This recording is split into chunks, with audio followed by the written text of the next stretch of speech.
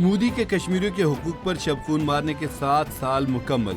پاکستان سمیت دنیا بھر میں یوم استحصال کشمیر منایا جا رہا ہے۔ 5 اگست 2019 کو مقبوضہ کشمیر کی خصوصی آئینی حیثیت بھارت نے ختم کی تھی۔ آرٹیکل 370 مقبوضہ کشمیر کو خصوصی آئینی اختیارات فراہم کرتا تھا۔ آرٹیکل 35A مقامی آبادی کے خصوصی حقوق کا ضامن تھا۔ بھارتی فیصلے کے بعد مقبوضہ آبادی میں کرفیو نافذ اور مواصلاتی نظام معطل کر دیا۔ ہزاروں اضافی بھارتی فوجی تعینات کیے۔ متعدد کشمیری سیاسی رہنما حراست میں لیے۔ پاکستان نے عالمی فورمز پر مسئلہ کشمیر مؤثر انداز میں اٹھانے کا فیصلہ کیا۔ کشمیریوں کے ساتھ اظہار یکجہتی کے لیے پاکستان ہر سال یوم استحصال کشمیر مناتا ہے۔ صدر مملکت آصف علی زرداری اور وزیر اعظم محمد شہباز شریف کا یوم استحصال کشمیر پر پیغام۔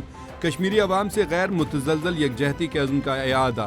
5 اگست 2019 کے بھارتی اقدامات بین الاقوامی قانون اور اقوام متحدہ کی قراردادوں کی خلاف ورزی ہیں۔ صدر مملکت کا کہنا تھا کہ کشمیری عوام کی بہادری، ثابت قدمی اور جدوجہد کو خراج تحسین پیش کرتے ہیں۔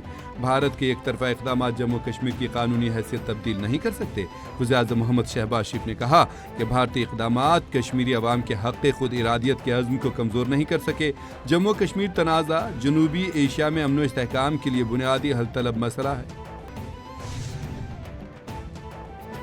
یوم استحصال پر مسلح افواج پاکستان کا کشمیری عوام سے غیر متزلزل یکجہتی کا اظہار۔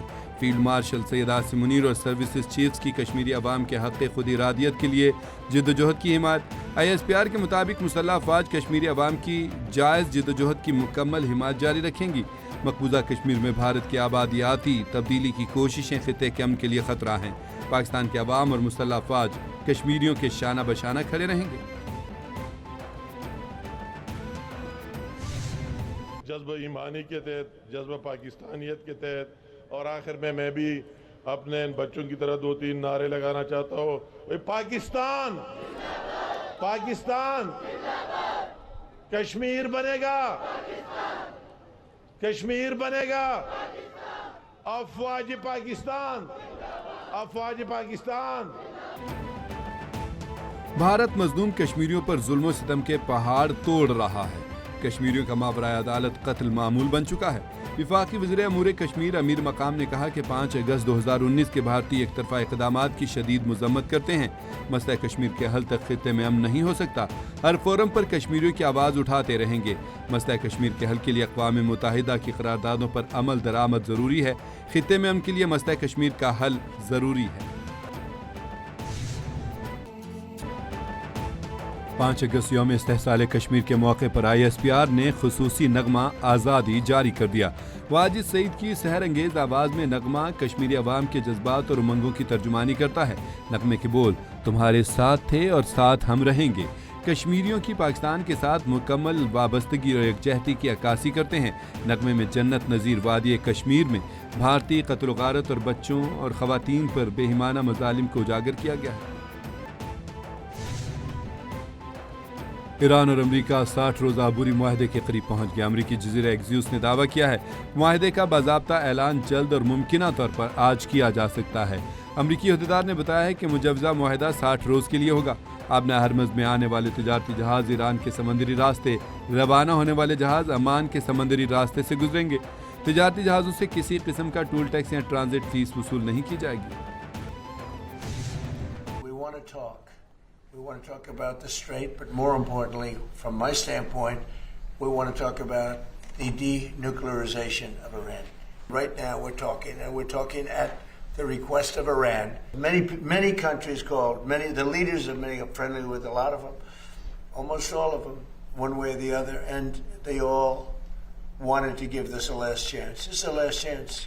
This is not something that, if it doesn't happen, this is a last chance for them to sign a good document.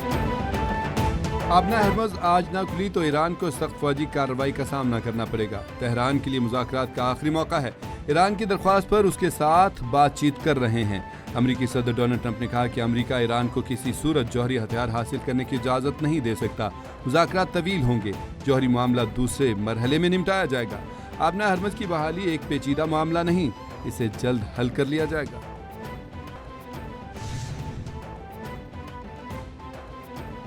آبنا Hormuz معاہدے کی راہ ہموار، ایران کی عمان سے مثبت مذاکرات کی تصدیق۔ ترجمان ایرانی وزارت خارجہ اسماعیل بقائی کے مطابق ایران اور عمان کے درمیان آبنا ہرمز سے متعلق مذاکرات جاری ہیں۔ بحری لینز کے تعین اور نیویگیشن کے طریقہ کار پر تفصیلی گفتگو ہوئی۔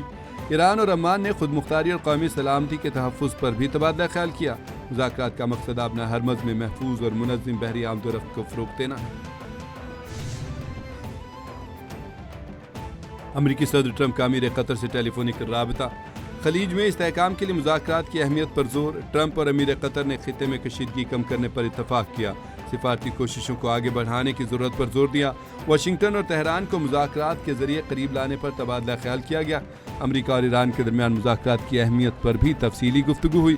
صدر ٹرمپ اور امیر قطر نے خطے میں امن کے لیے سفارتی رابطوں پر اتفاق کیا۔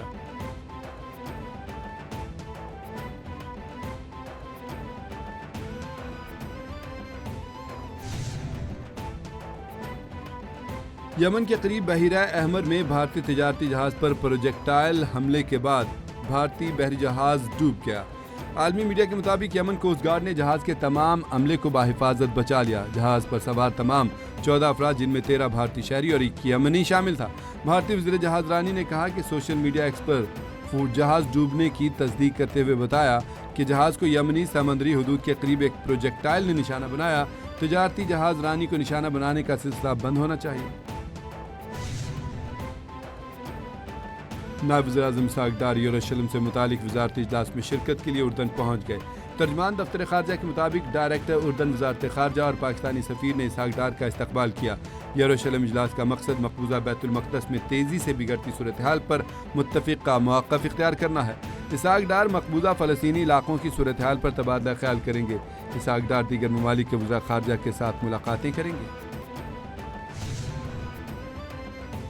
اوگرا نے پیٹرولیم مصنوعات کی قیمتوں میں کمی کر دی۔ پیٹرول 3 روپے 39 پیسے، ہائی سپیڈ ڈیزل 4 روپے 7 پیسے فی لیٹر سستا۔ پیٹرولیم مصنوعات کی قیمتوں میں رد و بدل کا نوٹیفکیشن جاری کر دیا گیا۔ وزیر پنجاب سے جاپان انٹرنیشنل کوآپریشن ایجنسی کے صدر کی وفد کے ہمراہ ملاقات۔ جائکا کے مختلف ڈیولپمنٹ پروجیکٹس، عوامی فلاح و بہبود کے لیے باہمی تعاون کے فروغ پر گفتگو۔ تعلیم، صحت اور خواتین کو بااختیار بنانے والے پروجیکٹ میں تعاون بڑھانے پر اتفاق۔ وزیر مریم نواز نے کہا کہ پنجاب میں ترقی کے لیے جائکا کے اشتراک کار کو سراہتے ہیں۔ صدر جائکا نے کہا کہ تعلیم، صحت، بااختیار خواتین اور انسانی وسائل کی ترقی میں باہمی تعاون کے لیے پرعزم ہے۔ پاکستان کے بعد بنگلہ دیش بھی بھارتی مداخلت کی لپیٹ میں۔ بنگلہ دیش میں سیاسی عدم استحکام پیدا کرنے کی بھارتی سازش بے نقاب۔ سابق وزیر اعظم شیخ حسینہ کو بنگلہ دیش میں مداخلت کی کھلی چھوٹ۔ رائٹرز کے مطابق حسینہ واجد آج نئی دہلی میں foreign correspondents club of south Asia کی تقریب سے ورچوئل خطاب کر رہی۔ حسینہ کے ورچوئل خطاب پر بنگلہ دیش نے بھارت سے وضاحت مانگ لی۔ بھارت کو اس معاملے پر اپنا موقف واضح کرنا ہوگا۔ گزشتہ 5 سال سے یہی تو سمجھا رہے ہیں کہ ان کا ایک ہی D N A. I am not talking about the Afghanis, I am talking about the Afghan Taliban regime. We have to be very careful, understand کہ یہ ڈی این اے ملتا کس کا ہے۔ یہ ڈی این اے اس وزیر کا ملتا ہے جو اس طالبان رجیم کا نمائندہ بن کے وہاں گیا۔ کامن جو افغانی ہے وہ تو اس طالبان رجیم میں ظالم رجیم کے ظلم کے نیچے پس رہا ہے نا، اس کا ڈی این اے نہیں ان سے ملتا، لیکن یہ طالبان رجیم کا ڈی این اے بالکل ملتا ہے۔ اس کی وجہ یہ ہے، یہ دونوں جو سے ہیں ان کی سوچ ایک، اینڈ دیٹ از کہ ایک مسلمان کو مارتا ہے، دوسرے اسلام کے مذہب کو ہی مار رہا ہے، اسی کا مسخ کر رہا ہے۔ ان کی ڈی این اے ایک ہے، لیکن اس کے اندر چونکہ جو تعلق ہے وہ ماسٹر سلیو کا ہے۔ بھارت اور افغان طالبان رجیم کا گٹھ جوڑ فاش ہونے پر بھارتی وزیر خارجہ کا نمائندہ تلملا اٹھا۔ پاک فوج کے ترجمان کے افغان طالبان انڈیا کے ایک ڈی این اے والے بیان پر لاجواب۔ صحافی کے D G I S P R کے بیان کے بارے میں سوال پر نمائندے نے فرسٹریشن کہہ کر ٹالنے کی کوشش کی۔ D G I S P R نے کہا کہ ہمیں معلوم ہے کہ افغان طالبان اور انڈیا دہشت گردی فروغ دینے کے معاملے میں ایک ہیں۔ روسی افواج نے یوکرین کے شہر کیف کے متعدد علاقوں پر بیلسٹک میزائل داغ دیے۔ کیف 30 دھماکوں سے گونج اٹھا۔